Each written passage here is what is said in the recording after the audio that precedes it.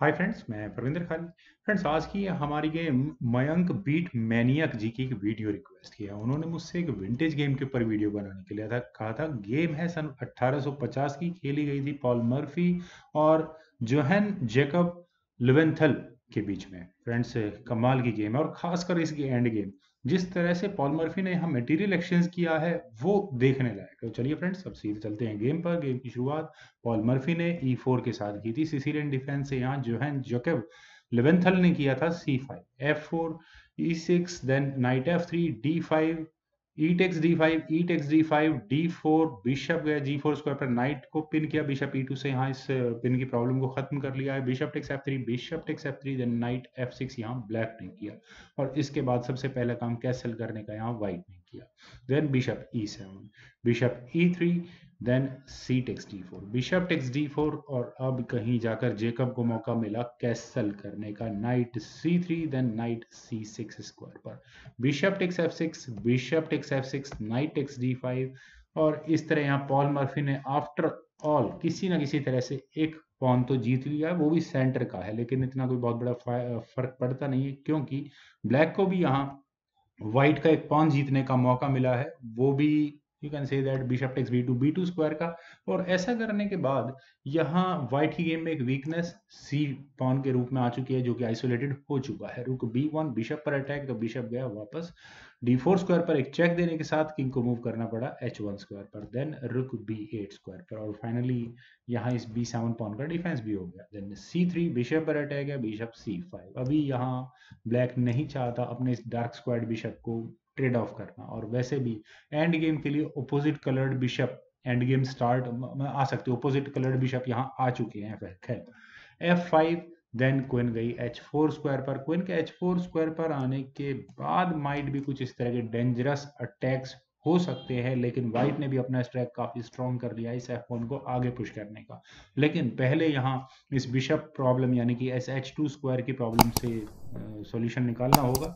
तो इसीलिए यहाँ पहले G3 पॉल मर्फी ने किया, क्वीन पर अटैक बना, क्वीन गई G5 स्क्वायर पर, नो इशू। देन F6, यहाँ पॉल मर्फी का मूव आना ही है। और इस पॉइंट पर अब ब्लैक क्या कर सकता है? ब्लैक के पास कैन से दैट तीन ऑप्शन है कि आइदर इस पॉन एक्सचेंज को कंप्लीट करे, जी पॉन को आगे पुश करे, या फिर वाइट को ही पॉन एक्सचेंज करने दे। तो तीनों ऑप्शंस को एक एक कर कंसिडर किया जाता है। पहली ऑप्शन जो मुझे सबसे सुटेबल लगती है वो इस जी पॉन को आगे पुश करने की है। G6 आई थिंक अच्छा था, इतना कोई बड़ा बड़ा प्रॉब्लम नहीं आती क्योंकि अभी क्वीन के लिए अभी बहुत कुछ है यहाँ पर।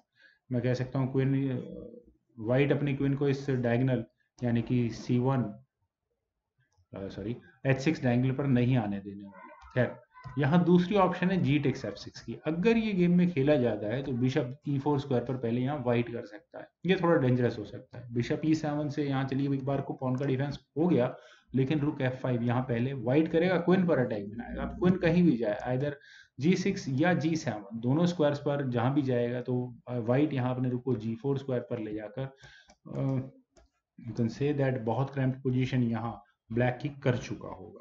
फिर चलिए फ्रेंड्स, गेम में देखते हैं। गेम में यहाँ तीसरी ऑप्शन को लेवेंथल ने चुना। उन्होंने कहा कि ठीक है, आप इस पॉन एक्सचेंज को कंप्लीट करें। यहाँ नाइट E5 पहले ब्लैक ने किया, बिशप पर अटैक बनाया, देन जी टेक्स F7 और रुख पर अटैक है, सॉरी रुख पर अटैक है। और वैसे तो क्वीन टेक्स G7 कंसिडरेबल है पहली नज़र में।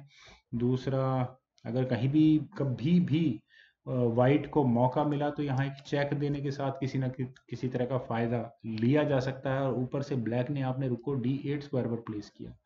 चलिए, रुक को D8 स्क्वायर पर जाना तो फ्रेंड्स ठीक था, नाइट कुछ देर के लिए तो पिन हुआ है चेक देने के बाद। चलिए देखते हैं, बिशप E4 यहाँ व्हाइट ने किया, then queen takes G7, queen H5। क्या इस H7 पॉन पर कोई प्रेशर है? आपको किसी तरह का कोई प्रेशर नजर आता है? फ्रेंड्स, यहाँ ये चेक भी बहुत इंपॉर्टेंट है। चलिए देखते हैं गेम किस तरह से आगे बढ़ी थी। यहाँ ब्लैक ने किया था रुक D6 और रुक D6 का मतलब सिर्फ एक ही है कि अगले मूव में यहाँ ये रुक कहाँ आने वाला है। इवन पहले क्वीन पर और SH2 पॉन पर भी अटैक बनेगा, लेकिन उसके बावजूद भी यहाँ पॉल मर्फी ने पहले किया bishop takes H7 with check. और अब क्वीन टेक्स H7 हो सकता है? नहीं हो सकता। क्यों? क्वीन टेक्स E8, यहाँ एक पॉन आखिरकार पॉल मर्फी को मिल चुका होगा। This is what we call deflection tactics. खैर, यहाँ ब्लैक ने किंग को पहले F8 स्क्वायर पर लिया। अभी यहाँ ब्लैक को अपने इस नाइट को रखना है। क्यों रखना है फ्रेंड्स? यहाँ ब्लैक के प्लान्स क्या हैं? इस आप G3 पॉन की, आई थिंक ये G3 पॉन के साथ जो कुछ भी होने वाला है यहाँ आप देख ही पा रहे हैं। बिशप E4 पहले यहाँ व्हाइट ने किया, that's okay.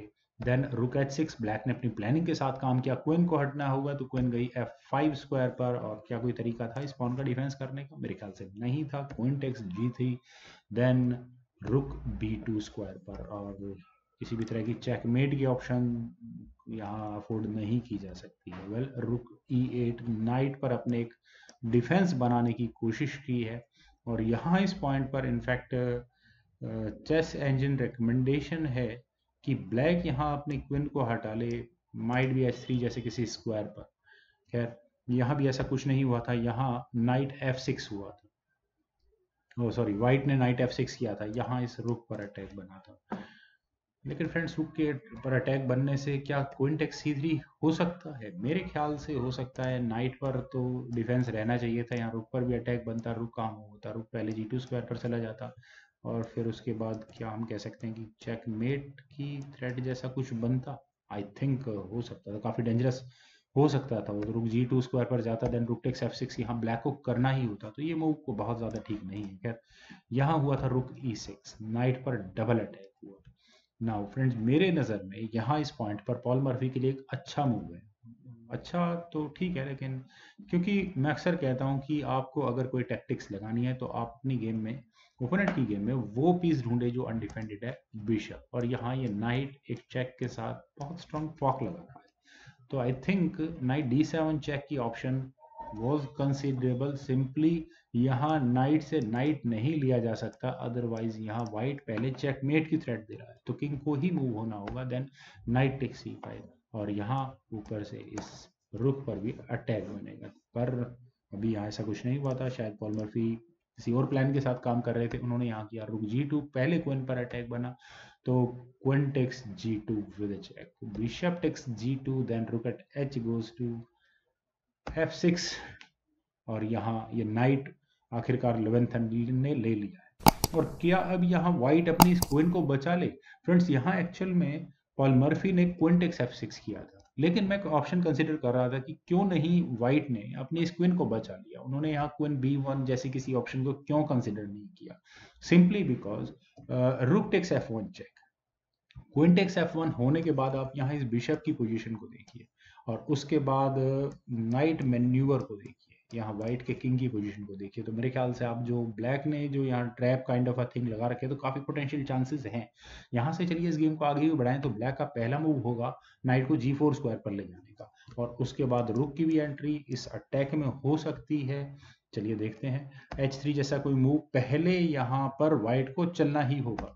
Night F2 check होगा, किंग H2 स्क्वायर पर जाएगा, देन बिशप D6 चेक होगा। मेरा ये मानना है कि काफ़ी मुश्किल यहाँ से ये गेम रहने वाली होगी। तो चलिए फ्रेंड्स, वाइट के लिए पर वो देखते हैं गेम में जो हुआ था। यहाँ शायद इन्हीं कुछ कैलकुलेशंस को देखते हुए, आने वाले खतरे को देखते हुए पॉल मर्फी ने यहाँ गेम को ईजी किया। उन्होंने यहाँ क्वीन टेक्स F6 किया, rook takes F6, rook takes F6, then night G4 square पर। और अब यहाँ एंड गेम स्टार्ट हो चुकी है। रुक bishop versus night bishop exchange up है यहाँ पर पॉल मर्फी। तो मेरे ख्याल से एंड गेम को हैंडल करने में बहुत ज़्यादा प्रॉब्लम नहीं होने वाली है। रुक गया F5 स्क्वायर पर, बिशप पर अटैक बना, B6 यहाँ ब्लैक ने किया, बिशप D5, बिशप D5 का मतलब एक और पॉन पर थ्रेट है। Then H6, sorry night H6 यहाँ ब्लैक ने किया, रुक F6, किंग G7, देन रुक C6। यहाँ मुझे ऐसा लगा कि पॉल मर्फी ने शायद अपने इस रुक को थोड़ा गलत जगह प्लेस कर दिया है। H6, रुक C7 की बहुत फ्रूटफुल, यहाँ से कुछ मिलता नहीं है। इनफैक्ट मैं रुक को कहूँगा थोड़ा सा पैसिव जैसा कुछ हो चुका है। वेल, किंग गया G6 स्क्वायर पर, then king G2, F6, king F3, knight F5, then bishop E4 square पर। नाइट को कुछ देर के लिए पिन किया है और जब आपको पता है कि आपकी कंडीशन विनिंग है, पोजीशन विनिंग है, तो डेफिनेटली मटेरियल को एक्सचेंज करते हुए चलो, keep it simple. Paul Morphy ने यही काम किया। किंग गया G5 स्क्वायर पर, then bishop takes F6, king takes F6, H4 और यही पॉन काफ़ी है ब्लैक के ऊपर प्रेशर बनाने के लिए और इसी वजह से मुझे ये गेम बहुत अच्छी लगी। यहाँ अब ब्लैक चाहे अपने पॉन आगे पुश कर ले, कोई फर्क नहीं पड़ता, सिंपली बिकॉज चलिए ब्लैक ने यहाँ किंग को जी6 स्क्वायर पर लिया था, देन रुक C6 स्क्वायर पर। पॉन कुछ देर के लिए तो पिन किया है लेकिन कोई फर्क नहीं पड़ता। King H5 asking for pawn exchange, लेकिन किंग G3 यहाँ व्हाइट ने किया, देन F5, रुक F6 स्क्वायर पर, देन F4 चेक। और फ्रेंड्स इस चेक पॉन की चेक को रुक से कंप्लीट नहीं किया जा सकता, अदरवाइज यहाँ बिशप इस रुक को पिन कर चुका होगा। King takes F4, then bishop गया F2 स्क्वायर पर। पॉन पर अटैक है, दैट्स ओके, किंग F4 कोई जरूरत नहीं है। और फ्रेंड्स यहाँ इस पॉइंट पर एक बिल्कुल सिंपल मैं यहाँ कहूँगा कि ब्लैक को जरूर अपने इस बिशप को यहाँ G1 जैसे किसी स्क्वायर पर रखना चाहिए था। क्यों रखना चाहिए था? क्योंकि ब्लैक ने यहाँ किया था बिशप C5। बिशप C5 करने के बाद, just give me a second, bishop C5 करने के बाद यहाँ रुक F5 चेक करने का मौका पॉल मर्फी को मिला। और फ्रेंड्स अब ब्लैक कुछ भी करे, उन्होंने यहाँ किया था किंग टेक्स H4, लेकिन rook takes C5 and that's it. इन दोनों पॉन को अब कोई नहीं बचा सकता क्योंकि व्हाइट का किंग आ गया, उसकी पोजीशन बेटर है। बी टेक्स C5 होने के बाद किंग D5 स्क्वायर पर, दैट्स इट। जॉन जेकब लेवेंथल ने यहाँ इस मूव के बाद रिजाइन कर दिया। फ्रेंड्स इस गेम मुझे इसकी एंड गेम की वजह से काफ़ी अच्छी लगी और मुझे पूरी उम्मीद है कि आपको ये मयंक द बीट मैनियक की वीडियो रिक्वेस्ट जरूर पसंद आई होगी। तो आप लोग इस वीडियो को लाइक करें, शेयर करें और मेरे इस YouTube channel just group please subscribe जरूर करें। आपके कमेंट्स का मुझे बेहद इंतजार रहेगा। Thank you for watching and bye for now.